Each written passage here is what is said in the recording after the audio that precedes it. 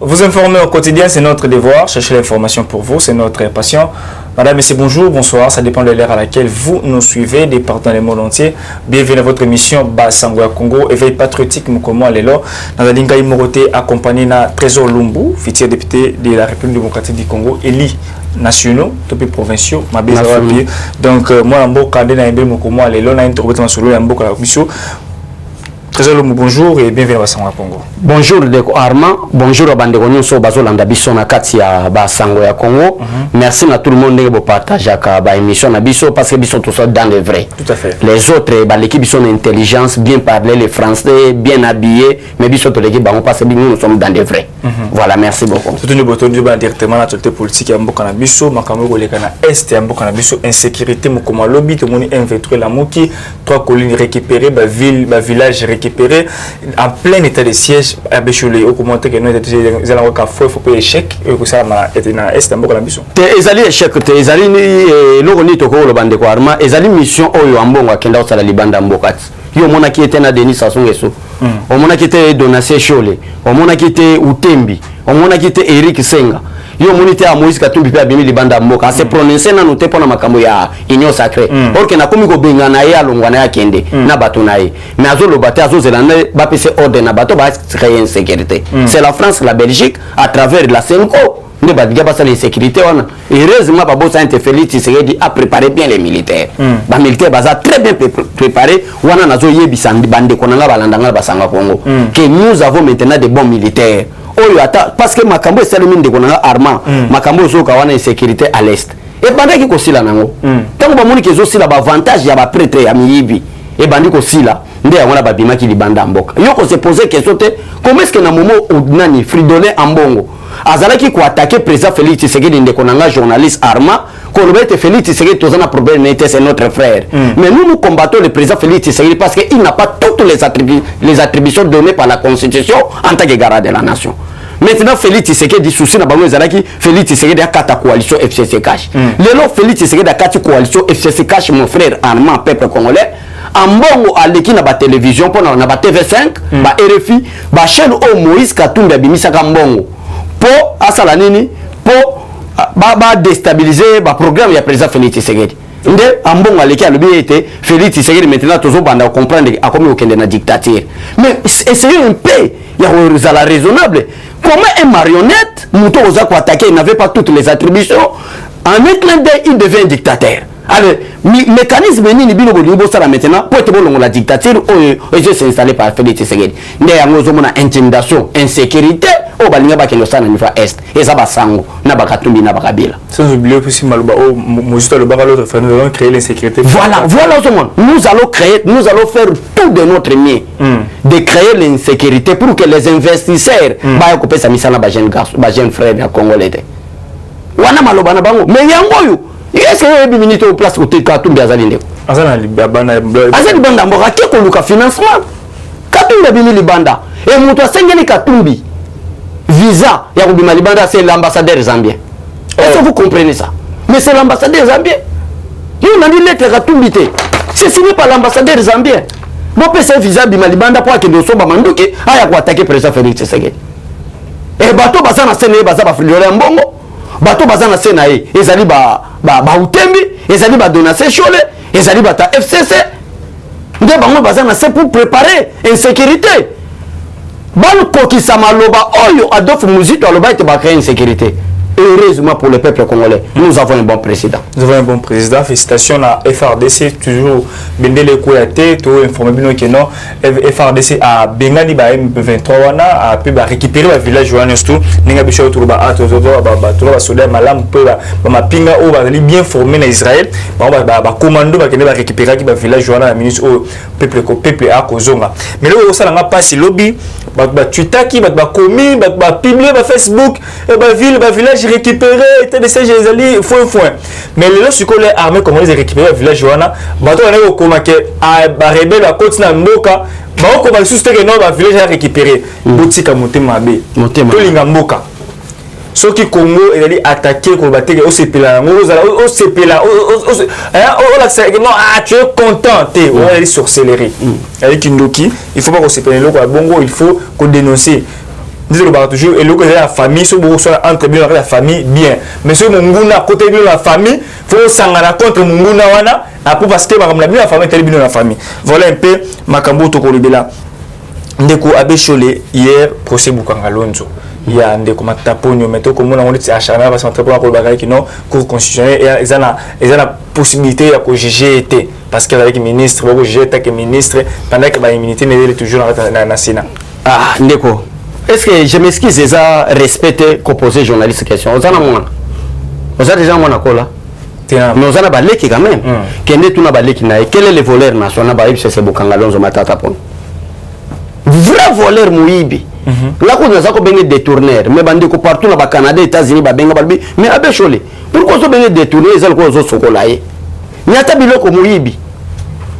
Vrai voleur association de malfaiteurs. Quand on parle des immunités parlementaires, cela veut dire quoi? Que tu peux violer la fille d'autrui parce que tu as des immunités parlementaires, on te laisse. C'est comme ça, non? Cela veut dire comme ça. Mais pourquoi mal interpréter la Constitution? Pourquoi mal interpréter les principes de procédure judiciaire? Qu'attendez-vous, M. Matata Ponyo, par les immunités parlementaires? Cela veut dire que tu peux faire tout. Ou cela veut dire que tu es au-dessus de la loi, tu es au-dessus de la Constitution. Or que notre constitution nous dit que tous les citoyens sont égaux devant la justice. Mais d'où vient cette confusion? Donc Matata Ponyo n'a pas de été. Parce que vieux Azar escroc makasi dans le domaine politique. Vieux Ayobi n'a tiki Conakry na yé. Est-ce que si tu as un problème devant la justice, est-ce que ça dit que ça pas point de presse? Na tiki voyage na Conakry na yé wa pa ko selenga Bukanga Lonzo na yé na zo affronter justice. Si c'est un homme droit, un homme intègre, qu'est-ce qu'il allait faire? Il a affronté justice pour prouver mon innocence. Parce que point de presse, il y a un innocence. D'ailleurs, opposé la question parce qu'il y a une constitution. Matata Ponyo est jugé en qualité du Premier ministre. La constitution autorise des poursuites judiciaires même des actuels premiers ministres ou des anciens premiers ministres. Même si tu es un ancien Premier ministre, la Cour, les infractions commises en qualité de cette fonction-là, la Cour constitutionnelle est poursuivre. Mais quelle est la juridiction du Premier ministre et du Président de la République? Mais c'est la Cour constitutionnelle. Cour constitutionnelle est compétent, il y a juger. Mais la constitution est claire. Les infractions commises par Matata Ponyo en qualité du Premier ministre à cette époque-là, et qu'on peut s'indigner ça na procureur près de la Cour constitutionnelle à faire la banquette contre Matata Ponyo. Et s'il est en fonction, la juridiction du Premier ministre et du Président de la République, c'est toujours cette même Cour constitutionnelle. Mais Matata Ponyo, il y a trop d'imbécilité dans tout, il y a un homme politique congolais. Voilà, tout le Likambo et Marambo, il y a Union Sacrée. Ndeko Abécholé trésor lumbu to mesa ko benga bongo bato mesa na kombo wana aleko bela ko Abécholé Union Sacrée effondrement tout le monde déjà Ndeko Delis Sanga a quitté Union Sacrée et puis na Kinshasa peut sentir l'un des leaders à Kinshasa Robo a été Ndeko Mike Mukeba a quitté Union Sacrée a koloba été Union Sacrée à Lembi makambo ba yokola na Union Sacrée a komona yango te makambo ezalaki na Union Sacrée et ko simba te abaye a remonter voilà Mike Mukeba tu pas na après ba 2023 pour défendre la population na nini nikambo tali ram escroquerie à ram Union Sacrée otala Kinshasa o ndenge ali ingérer o yemoko kabunda ba que non Kinshasa ba ezali dans ingérence ba kasi ba to gérer yango bazali te a komona teneni ya ko sala yango abi ngonga yango na mibenda nzoto ndea mibeni nzoto o comment que non Union Sacrée comme fragile comme fragile Kolanda Mike Mukeba était à fait mobo et il manque la constance hein.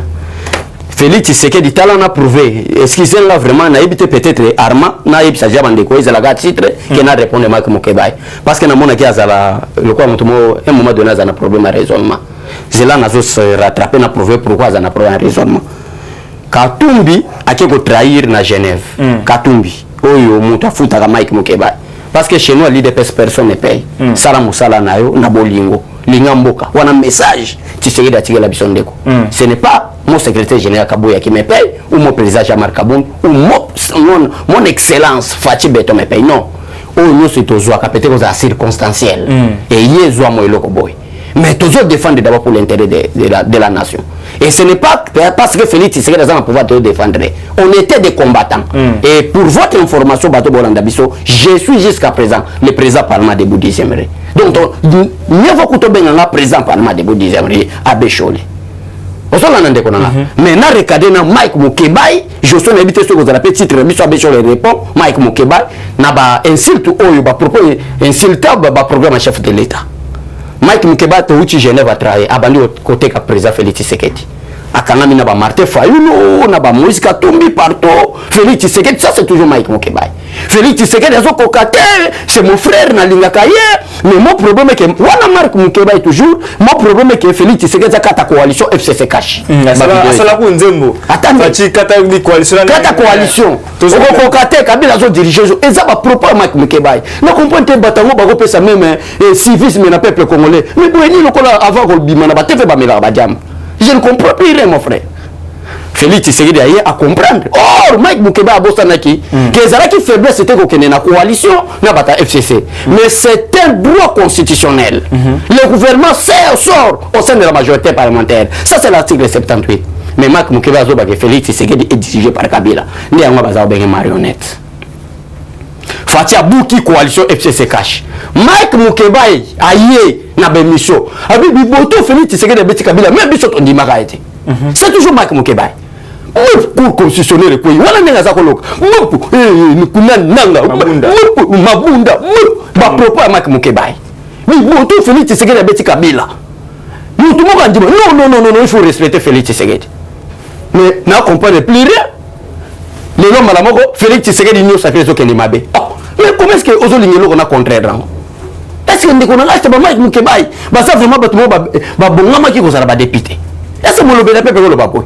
Les lobby ah. N'habitez ce qu'on a pressé, n'a prouvé manque de constance à Mike Mukeba. Na dénoncer on m'a bien qui négocie bataille. Pour dénoncer sa problématique. Vous voulez quoi? L'union sacrée ou vous voulez la coalition FCC? Chasse à l'union sacrée zate. Union sacrée zate. L'Assemblée provinciale a union sacrée à la montée. T'es atigaloye. Azwa problème. Beaucoup nani Gentili Ngobilate.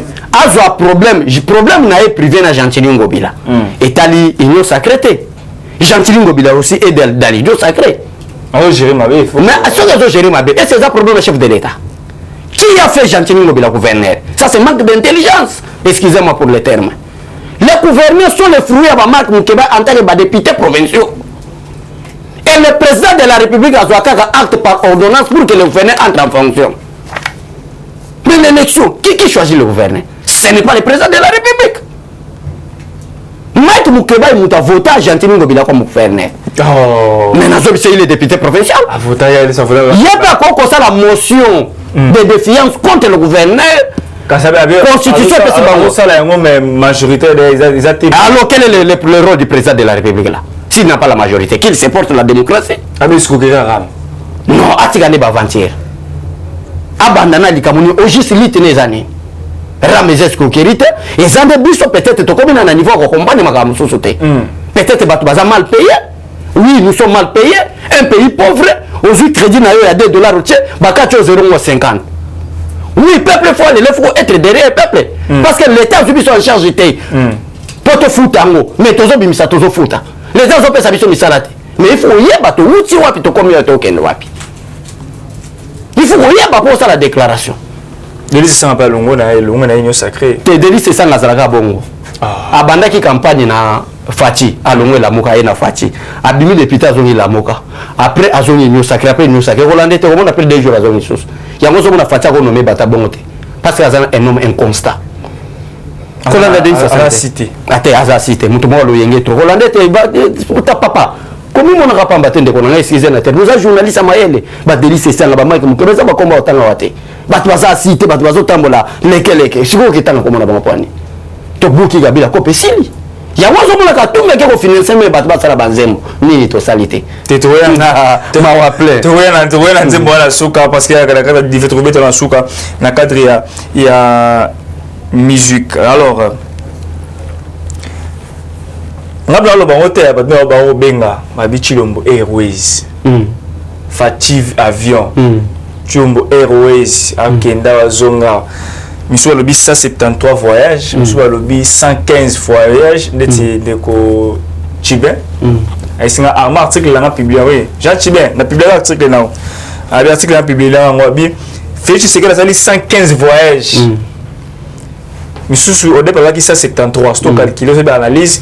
C'est le coup là. Toi arrondi la cocandé tous à 200 voyages. Pour poser la question. Voilà, 200 voyages. Toi arrondi la baki c'est pas tâtonner, bamsou 150, bamsou 170, bamsou 180. Toi arrondi la coca 200 voyages. 200 voyages. Maintenant la question c'est quoi? Surtout ça l'analyse na yango, tu calcules le jour ça dit quoi voyage, c'est-à-dire que ça dit une année et demie dans 3 ans. Avec les couleurs avion pendant une année et demie les couleurs avion. Ni au fait c'est que des Congolais, il a palpable voyage même pas Cambistéris aïe le quoi investir dans Mboka même pas investir sérieux ou aïe dans Mboka Congo que non grâce à voyage chef de l'État tout le monde investir dans le secteur boué tout le monde investir dans le secteur au aïe dans Mboka Congo tout le monde a voyage donc voyage là va mon pépéra abichu dans Mboka. Bon na répondre ce quoi. Bon, ça a tâtonné 150, 170, on a arrondi na sali sabino ka 200 voyages. Bon, sali ba calcul na bino ka sali une année likolo, bon ngana ba ici une année 6 mois likolo. Na pesa c'est quoi explication. Premier élément, ba voyage à Félix Tshisekedi pour quelle mission? Le Congo ne participait plus na bakacha ba Conseil des Nations. Le Congo a été oublié comme un état. Yango so mona kabila za ko signer ba contrat na ba individu. Mutu mo azane mo millionnaire na chinois zuye beta mabela azwa no mo. Félix Tshisekedi maintenant il y a le contrat individuel a comme ça contrat d'état à un état. Alors il faut participer na kata ba conseil de sécurité. Mais le Congo ne participe pas. Au surtout ka boza la kata conseil de sécurité. Mais bato bato sur la bino ba décision soit ba résolution il y a Nations Unies, c'est ça des Rwandais. Wana ba yebisa binote. Il faut commencer d'abord ya ko écarter. Bato wana nyonso na kati ya organisme internationaux o bazolo ba na kati na komba Congo. Mais qui ne sont pas des Congolais. Un Rwandais n'a qu'à un conseil de sécurité, n'a pas de Congolais. Un Ougandais n'a qu'à un Pinit, n'a pas de Congolais. Mais qui parle de ces Congolais? Bon, vous avez victoire d'Aïné.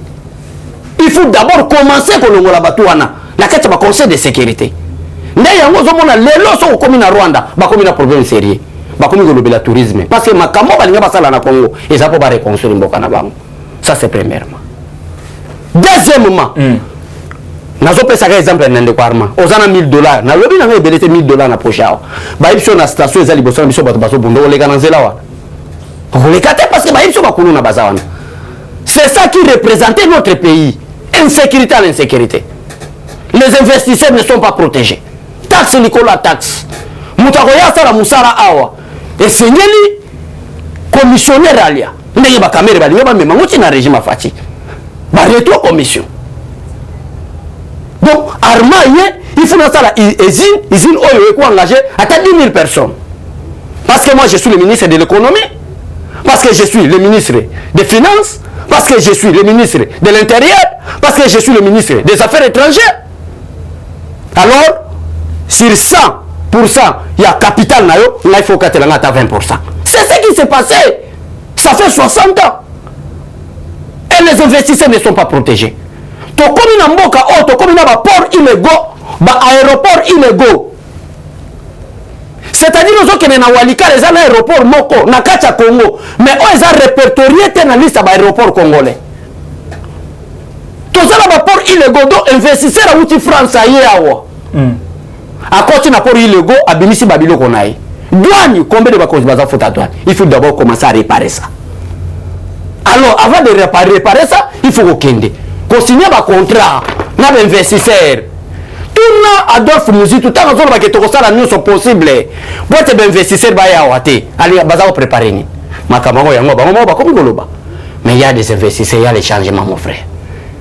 Un pays qui a été détruit pendant 60 ans. Mais avançons même à un petit pas. Tout côté le matin, c'est la macamounion, c'est comme après, pour avancer. Par exemple, la gratuité de l'enseignement. Est-ce que tout le monde a moyen, nous, c'est possible en attendant une chose qui est constitutionnel. L'article 43. Nous devons commencer. Malgré Berere Kozala. Malgré Moutou Kozala. Mais commençons d'abord par un petit pas. C'est ça même. Alors, Batou Baligné Soni. Congolais à Ligny Mokanete. Le vrai homme, c'est le président Félix Tshisekedi. Et je Félix Tshisekedi à 10 ans. bino mo bon na changement na mboka kolanda bato wana tende kona voyage à présent Félix Tshisekedi et même diplomatie agissante les États-Unis avant pas que le COP 26 c'est ça qui n'est place pas qu'il y Rome ça qui ils avaient qui G20 merci de konanga au lieu de makambo leki na G20 na Rome États-Unis na France basali un mois bazako yoka na sauter vidéo vraiment sur Joe Biden na Macron ba fani ba sur pour réparer bazonga Joe Biden kuto assuré alors bien France est la première prioritaire et alliance na biso toko se trahir te mais landa ba commentaire ba journaliste français balobini ko landa ko seka ba américain ils sont hypocrites pourquoi c'est l'affaire du Congo la France et les États-Unis bazali na polémique un mois passé le do et l'équipe déjà mois passé mais 2 mois ngoyo bazali na ba problème très sérieux pour na ba richesse ba congolais congolais zo kufa mais des grands pays puissants bazo bunda pour na makambo wana bango alors bozo lingani président Félix Tshisekedi qui a balisé alors bien to bundana et ça biloko nzamba pesa biso tout ça la opération gagnant la France gagne les États-Unis gagnent et le Congo et l'RP aussi gagne où est le problème ndeko botika biloko botika bilobela ceux pour ça ça les até ba valeur les até ofanda. Merci beaucoup très bien Moïse Kolanda wana ndenge nini mwana mboka décortiquer ba voyage au Kabila sali pendant 18 ans atiki na banque 1,5 milliards de dollars na banque au sérieux sur ba voyage attendez ou aussi ça ne ça va pas de problème à répondre pendant 18 ans quelqu'un qui était Kadogo azoya na 1997 oyo kelema wake mwana mukeo boyini teni bot arme le qui na poignoso aujourd'hui matin ça c'est la personne de Kabila et c'est toute la première fois naïba que il y a un Joseph Kabila au Congo donc on a 96 à Zalakati d'ailleurs on est en 97 Kabila ya wakomi matama komi munene na mbonga ba congolais atigeli bino 1,5 milliard yemo ko za au-delà ba 20 ba 45 milliards mbongo na bino azua tena poche Fati aye na 18 ans Kabila tiki 1,5 milliard Fati aye akzana na mandat na ye na suka te à 5 ans parce que Félix Tshisekedi on risque de ya kena na 20 ans pour le misara au sala mikolo.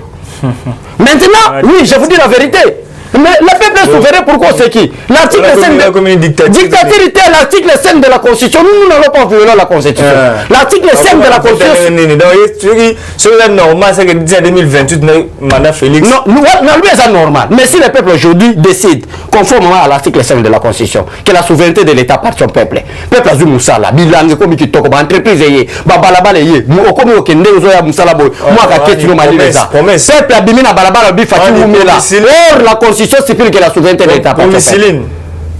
Promesse c'était déjà ma kamango. Ya wana preuve la plus que koma wana. Kabila tiki biso pendant 18 ans. Azaki Kadogo militaire ayiko benga na dictature ya Mobutu. Kabila Joseph azaki président na bino. Ya biso nyo. Te abino biso te. Ngana tika ko benga Kabila président jusqu'à présent. Bino ndebo za ko benga ye. Parce que biso to zo ke institution na Tshisekedi wa c'était bon homme qui est venu violer, détruire les biens des Congolais.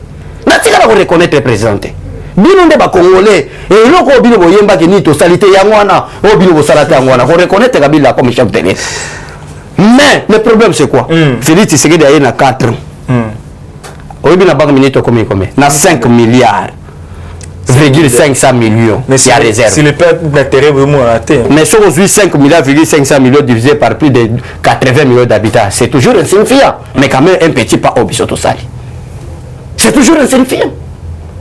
Mboka lokola ba Congo pour sentir que misala bani ko sala misala et ça pour na budget ba 2 milliards té mais on nous biso to sala ba fatia ba 10 milliards to na okele et ça ba petit pas moi na banda ko tambola mais mboka lokola ko pour batu ba sentir si na ba kota bibo ko na misala bani ko sala il faut un budget même de 150 milliards de dollars il faut un budget on a même ko sentir que misala bani ko sala mais 150 milliards de dollars au tawa Facile avec la 10 ans, face à la 80 combien 89 milliards. 89 milliards. La 10 ans. La 5 ans, face à la 40 quelques. 44. Jusqu'à présent. Jusqu'à présent, ça allait combien Atika na des budget, bah le va voter ma boy, il y a le finance sur le mois le.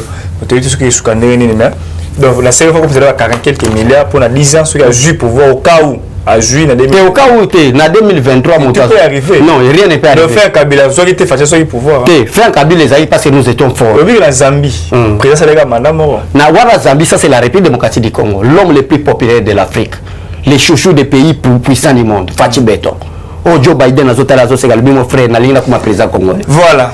Très bien. Abbé Cholé, trésor Lumolo, il trop dire là, trop dire dans le. On cocaté parce que moi je suis. Là, dans la ligne, on te regarde, question à réponse à yo.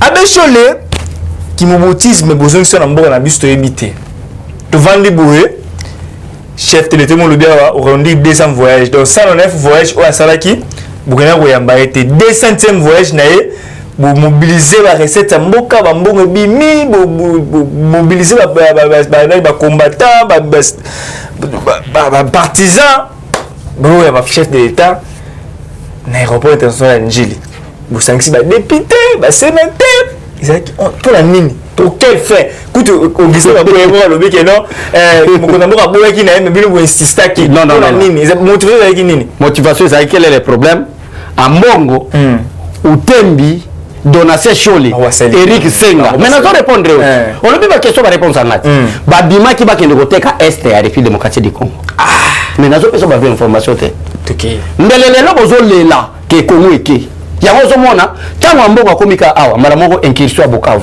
on a même incursion à Bukavu te mais ça qui préparation te si qu'on raisonne ne pousser biso to ke loyamba fati et pour les personnes touristes, un chef de l'État congolais, le garant de la nation, l'arbitre de bon fonctionnement régulier des institutions, aïe peuple n'a que nous yambaye pour que ce soit battu parce que Bazaï n'a qu'à coup d'État.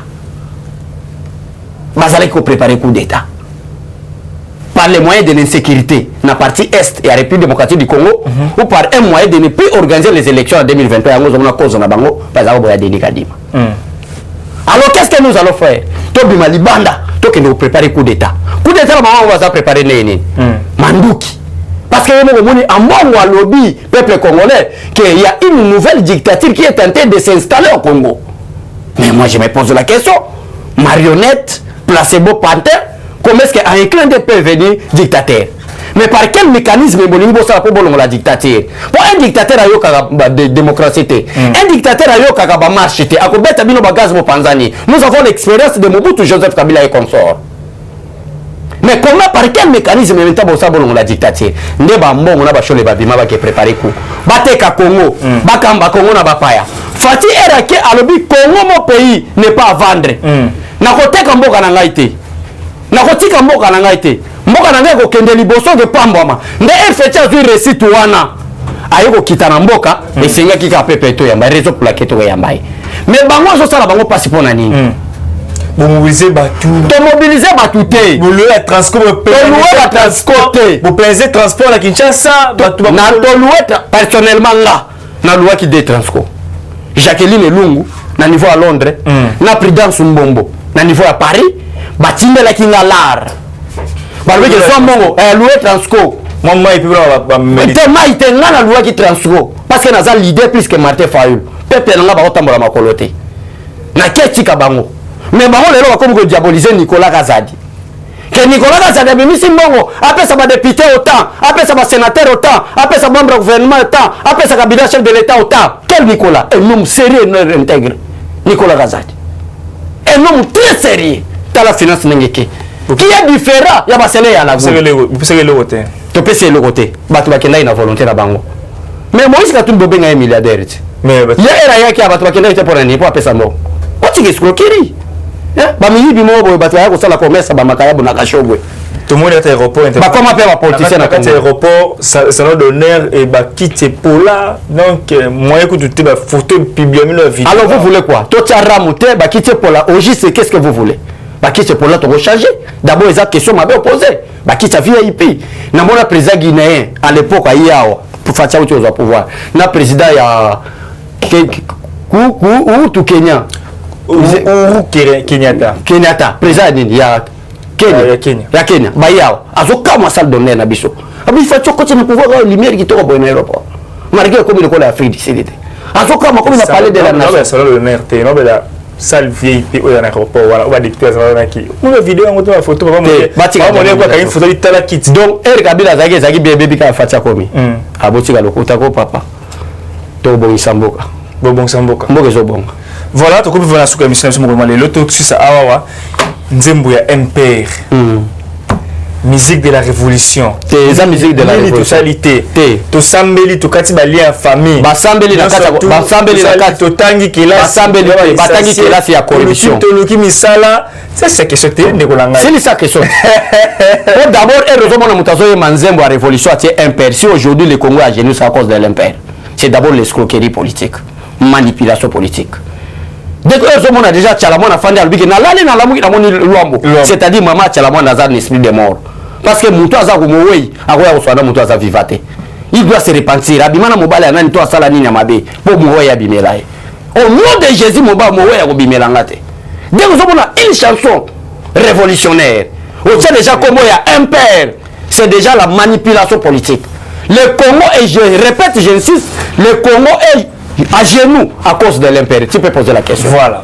Musique de la révolution, comment elle est là, bah il y a une totalité, tout temps qui est là, c'est ça l'essentiel. Biso, tout le qui misal, tout ça, tout côté l'église, tout ça, bah jeûne, prière, nous tout pour l'ambour, mais rien ne va, ni totalité, ni totalité.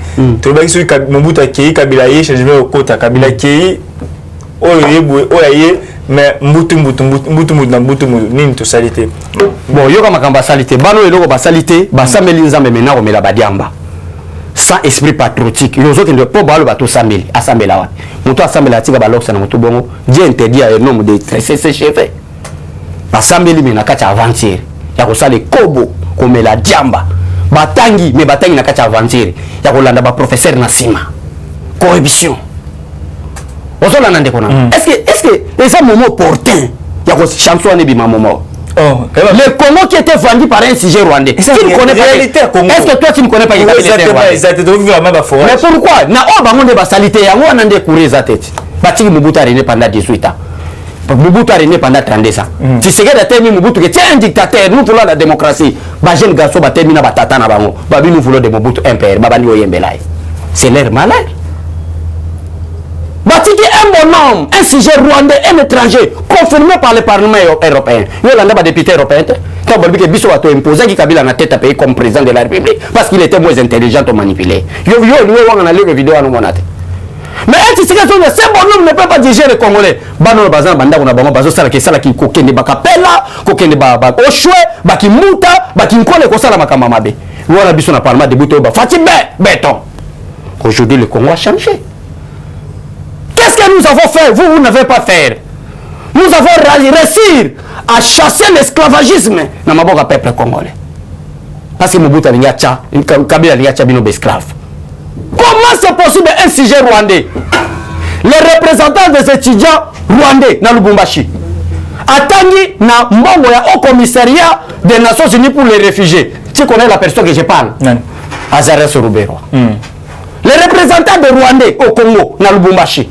Mais d'office devient un rebelle, a créé RCD, a bomi Bandekonabi, le vice-président de la République en charge de la défense. Talaba Bololé. Qui Bololé Nengo. Voilà qui Bololé. Et nous sommes là pour l'éveil patriotique. Et ça n'a pas passé. Moutona a yembi nzembo wana za mayele te na leke na mayele. Oh. Na so ebero. Mouto pa tindi ayo. Est-ce yo yebi te no passeport, est-ce yembi bilo. Ayembi bisoté. Nous voulons des chansons révolutionnaires. Mais quand quelqu'un chante que to tangi. Transport exaté. Transport exaté mais rera batata na bango. Tango baboto ni ba entreprise à l'état na ba Belge. Ba pesi ba papa na bango, ba papa na bango ba bandi ozo banda premier bureau ti deuxième bureau. Yo yebi histoire ya zarisation te. Parce que nous avons un père.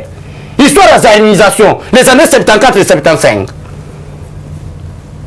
L'entreprise, il y a grec, il y a allemand, il y a belge, il y a français, il y a hollandais.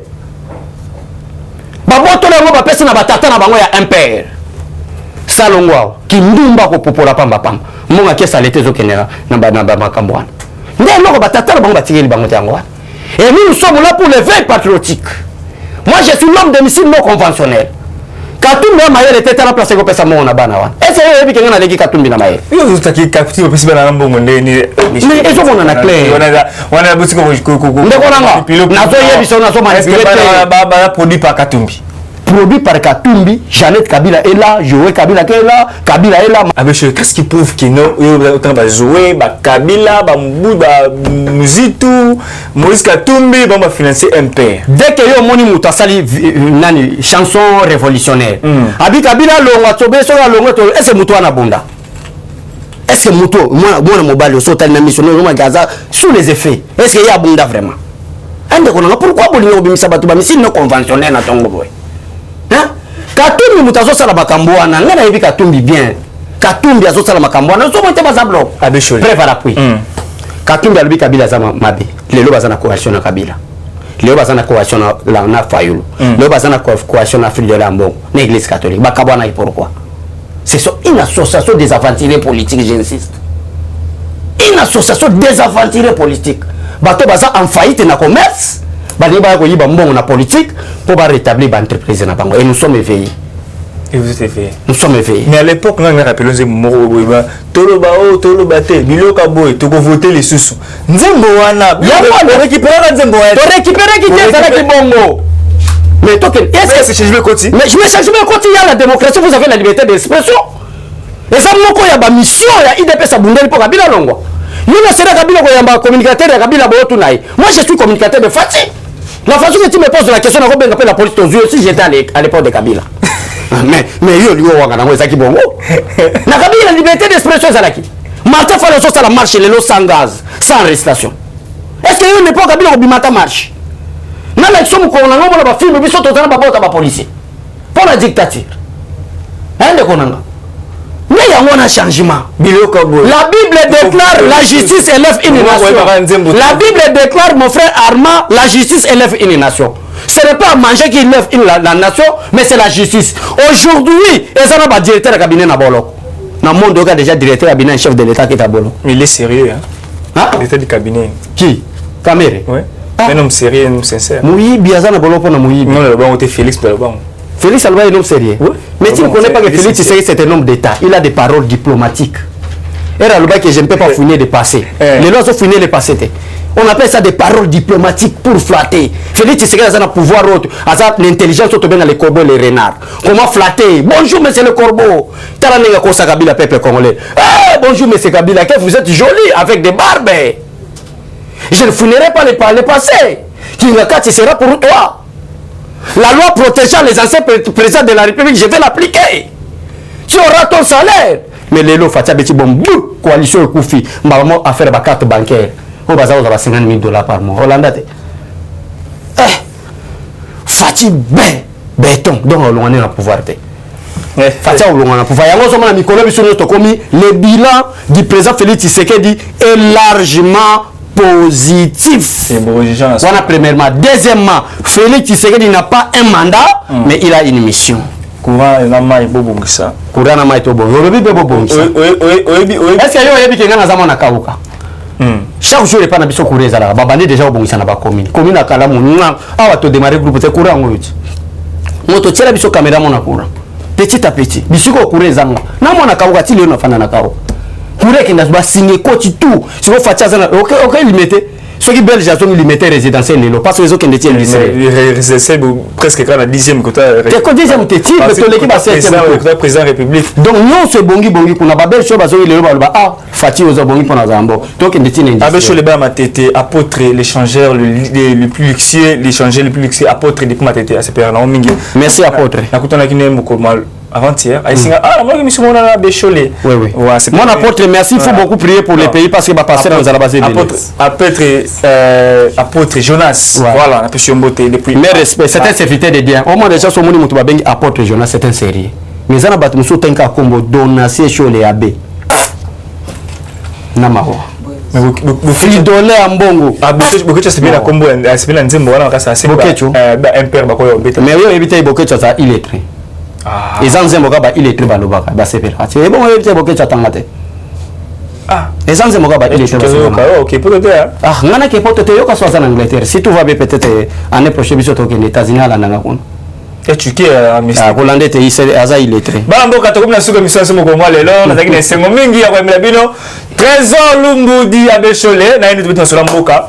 Ba o benga ngai la mukiste ba commentaire et talika bino. Ba o benga appelle Taliban na ba commentaire et talika bino. So premier que non en conclusion, journaliste à la camarade ya politique. Tu vois ça ba mina libana caméra mais devant caméra boy. Hein? Journaliste ça sera mis à politique.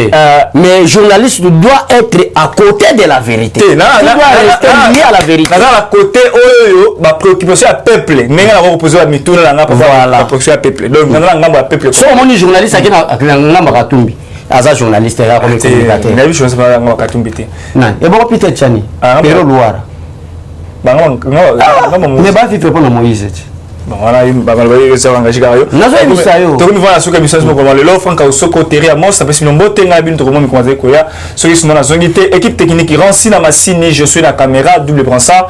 To comment nous commencer quoi ce qui yesu nanu a zongité mama masuka mbote na yo.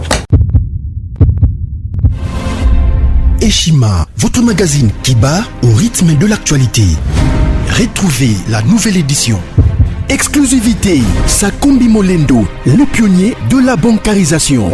Le ministre des Affaires foncières a signé le 3 juin 2021 avec son collègue des Finances l'arrêté interministériel portant bancarisation des opérations foncières et immobilières supérieures ou égales à $10,000 américains. Une première en RDC concrétisée par celui qui fait figure de porte-étendard de la numérisation et de la sécurisation des titres fonciers. Aimé Sakombi Molendo est de plein pied dans la matérialisation de sa politique qui suit la vision du chef de l'État, Félix Antoine Tshisekedi, celle de faire du numérique un levier d'intégration, de croissance économique et de progrès social. Nation, gouvernement des Warriors, bilan de gestion des 100 premiers jours du gouvernement Samalou Kondé. SONAS, le DG Lucien Boniemé Ekofo présente un bilan largement positif pour les grandes réalisations du premier semestre 2021.